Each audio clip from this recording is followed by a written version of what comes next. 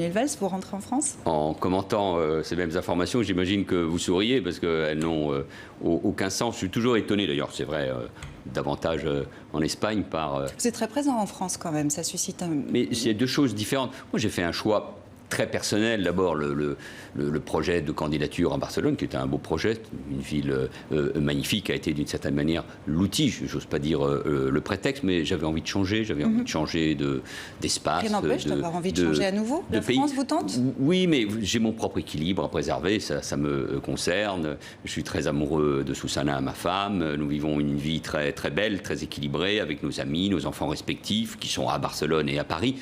Voilà, et donc je m'organise... Justement, des enfants à Barcelone, à Paris, Susana Gallardo, qui a un profil très polyglotte et très... Voilà, ça pourrait être une vie à Paris? Mais j'ai une vie et à Barcelone et à Paris. Vous vivez où d'ailleurs? À Paris, à Barcelone et à Paris. En grande partie d'abord en Espagne, même si ces derniers mois, avec le confinement, on était d'autant plus obligés de rester là-bas et de moins se déplacer. Mais je suis sur les deux pays. Moi, je considère... Mais ça n'est que mon propre, que ma vie, hein, que c'est très enrichissant, que c'est très intéressant et que c'est passionnant d'être sur les deux côtés des Pyrénées. Et on va y revenir. Quoi qu'il arrive, je resterai à Barcelone. Vous le juriez au moment d'officialiser votre candidature à la mairie de la capitale catalane en septembre 2018. Vous aviez été accueilli à l'époque avec un peu de scepticisme, un petit peu de fraîcheur dans cette deuxième ville d'Espagne dont vous êtes natif. 2 ans plus tard, on va voir comment vous êtes perçu de l'autre côté des Pyrénées. Le reportage de Vincent de Guyenne. Manuel Valls n'a pas réussi à conquérir leur ville, mais au moins les Barcelonais le connaissent aujourd'hui et se sont fait leurs opinions. J'ai l'impression qu'il n'est venu ici que parce qu'il y a vu une opportunité d'être élu. Il parle sans rien savoir sur rien, c'est un opportuniste. C'est un homme qui a une grande expérience politique et qui est cohérent. Il ne change pas de position en fonction de la situation. Cette image d'homme fidèle à ses convictions, les Barcelonais l'ont découverte lors des dernières municipales, quand pour faire barrage aux indépendantistes, il a donné ses voix à la maire sortante. Il s'est imposé alors comme un acteur sérieux de la politique locale, ce qui n'était pas gagné à son arrivée. L'émission satirique de la télé catalane le caricaturait en faux Barcelonais qui ne connaissait rien à la ville. Però si accepto, tinc la intenció... Això és el mar. Sí, clar, que és el mar. Però Barcelona té mar. Sempre n'ha tingut. Oh là là! Decidit! Accepto! Seré candidat! Comme il débarquait de France, la blague était facile, donc les auteurs l'ont joué à fond. Com goses dir que no conec pas Barcelona? I parlant de cantor, le cantor de la caricatura... Pour le caricaturer, j'ai accentué sa posture très fière, qui est assez comique, et sa voix très grave. Jo em dic Manuel Valls i sóc alcalde de Barcelona. O no?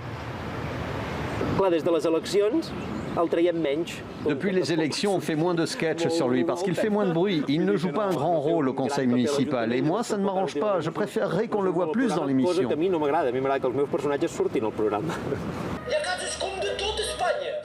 Manuel Valls à la télé catalane, aujourd'hui, c'est plutôt en replay. Devenu simple conseiller municipal, il se fait plus discret.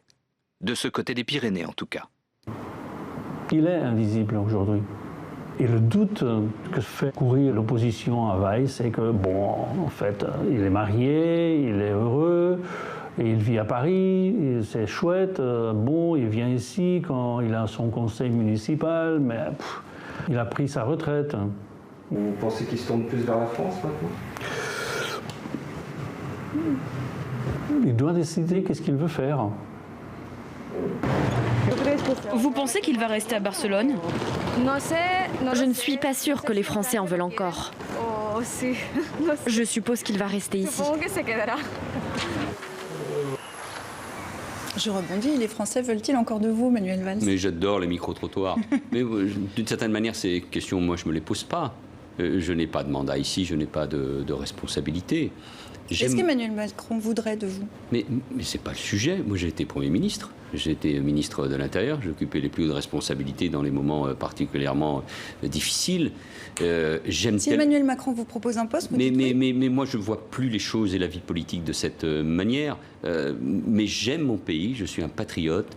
Je suis profondément français, au-delà de mes origines espagnoles et catalanes. Et quand mon pays est attaqué, quand mon pays est mis en cause, quand en plus les faits, malheureusement, je le répète, me donne raison. Je suis là pour défendre la France, pour défendre les Français, pour participer à ce combat, à cette guerre. Pardonnez-moi, qui va je vous repose la question très, parce longue. qu'en mars, vous disiez que vous vous rendriez utile, enfin si Emmanuel Macron en avait besoin, vous lui seriez utile.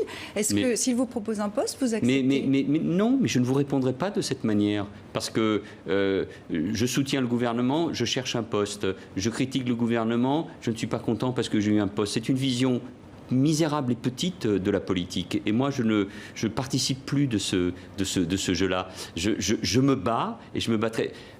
Revenons quand même à l'essentiel. La France rentre dans une guerre contre l'islamisme et contre les frères musulmans. Ça va être long. Elisabeth Badinter disait ce matin que ce n'est pas le pacifisme qui nous permettra de gagner cette guerre. Il y aura d'autres attentats. C'est terrible de dire cela. Mais donc, avec mon expérience, par mes prises de position, par mes propositions, je veux aider. Et c'est tout, moi, ce que je demande qu'on me laisse faire et qu'on respecte évidemment ce que je suis en train de faire. Mais je suis français et donc c'est normal que je défende comme un vrai patriote ce pays. Et comme français, Manuel Valls, admettons dans l'hypothèse d'un retour, alors vous nous dites peut-être pas tout de suite, mais vous encartez... Non, je ne dis ni tout de suite, ni demain. Ni tout de suite, ni demain, nous dites-vous. Admettons, vous encartez dans quel parti ? Mais je n'appartiens à aucun parti. Vous disiez tout à l'heure que vous êtes de gauche. Oui, je suis de gauche. Je suis un républicain de gauche. J'ai été pendant 30 ans au Parti socialiste. La gauche reste évidemment ma famille politique, mais elle est profondément brisée, cassée. Il y a en plus ces deux gauches. Les faits, là aussi, m'ont donné raison. C'est de gauche irréconciliable. On ne peut pas être à la fois Charlie Hebdo et Obono. On ne peut pas être Charlie Hebdo et Mélenchon. On ne peut pas défendre la République et être aux côtés des indigènes de la République. Mais on peut être aujourd'hui socialiste et écolo, parce que le Parti socialiste va plutôt là-dessus. Est-ce que ça vous convient, ça vous intéresse? Oui, de toute façon, le défi de l'écologie, écoutez, j'étais Premier ministre quand François Hollande, Laurent Fabius, Ségolène Royal et bien d'autres, et tous les chefs d'État et de gouvernement du monde ont réussi ce formidable accord de la COP21. C'est l'avenir de la planète et de l'humanité qui est en cause. Donc tous les politiques publiques, je le vois à Barcelone, misérable personnage que vous avez interrogé, parce qu'au moins, vous savez, la vie politique catalane, je la connais. La télévision catalane est en main des indépendantistes, avec des subventions de la Généralité. C'est une machine contre ceux qui défendent l'unité de l'Espagne et les constitutionnalistes. Il faut le savoir aussi. Il ne faut pas jouer. Il n'y a pas d'innocence dans cette affaire-là. Mais je ne parle pas des micro-trottoirs qui étaient très, très bien faits. Moi, je suis conseiller municipal à Barcelone. Je vis en grande partie là-bas. Mais quand mon pays est attaqué, je suis là. Et peu importe les étiquettes politiques. Aujourd'hui, ma vie n'est pas dans un parti politique. Je ne suis pas candidat à des élections comme je l'ai été pendant des années. Et je me permets de rappeler que j'ai été réélu à chaque fois maire et député à Évry. La France et l'Espagne sont deux pays qui ont en commun d'avoir vu voler en éclats ces dernières années le bipartisme. Est-ce que ça vous intéresse? Ça ferait plus de choix ou est-ce que ça brouille les lignes? Non, quand j'interviens en Espagne, je l'ai fait, c'était rappelé pour empêcher par exemple que la ville de Barcelone tombe dans la main des indépendantistes. Et je le fais surtout pour défendre le pacte entre les grands partis constitutionnalistes du centre-gauche et du centre-droit, pour défendre, non pas la monarchie, mais la Constitution de 78 qui a permis de sortir du franquisme et de réconcilier les Espagnols à travers la personne du roi, c'est vrai, mais de tous les responsables politiques à l'époque, à commencer par exemple par ceux qui revenaient de l'exil, et des communistes et des socialistes, qui ont permis cette réconciliation incroyable en Espagne et son boom économique et culturel et tout simplement de la société espagnole. Mais c'est vrai que toutes les sociétés, je le disais tout à l'heure en parlant des États-Unis, toutes les sociétés démocratiques sont profondément en crise. Les extrêmes ont poussé, la droite et la gauche ont échoué, ne veulent pas dire grand-chose pour les gens. Donc il y a une crise profonde de confiance. Elle existe en Espagne, elle est de mon point de vue plus profonde en France. Autre point commun justement, c'est en France le Rassemblement National, en Espagne Vox, qui vous a fait vous désolidariser de Ciudadanos, qui est ce parti de centre-droit auquel vous étiez allié. Cette montée des populismes, comment vous l'expliquez des deux côtés des Pyrénées ? Parce que c'est la suite de la crise économique. Là-bas, elle a été très profonde à la fin des années 2000. Les problèmes identitaires, chez nous, ça peut être tout ce que nous avons évoqué autour de l'islamisme. En Espagne, c'est autour du séparatisme, et notamment du séparatisme catalan. C'est la perte de confiance dans les institutions et dans leur autorité. Alors, dans un pays très décentralisé, une monarchie constitutionnelle en Espagne, ça donne d'autres résultats. Mais au fond, on voit bien, à l'extrême droite comme à l'extrême gauche, naissent des forces populistes qui, quand elles gouvernent, échouent, mais qui, quand elles sont dans l'opposition, font beaucoup de mal. Et la réponse des partis dits traditionnels n'a pas été souvent à la hauteur des attentes des citoyens.